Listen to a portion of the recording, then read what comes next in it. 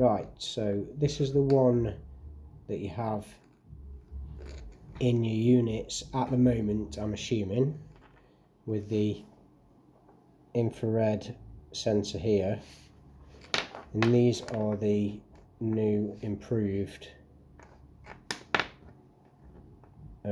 radio frequency ones with no sensor. So I'm hearing that you've got the pins still stuck in here.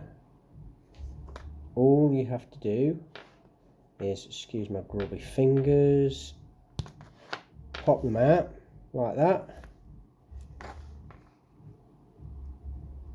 and then pop them into the other one,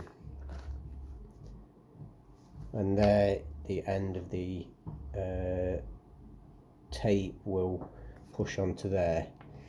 If you make sure that the negative side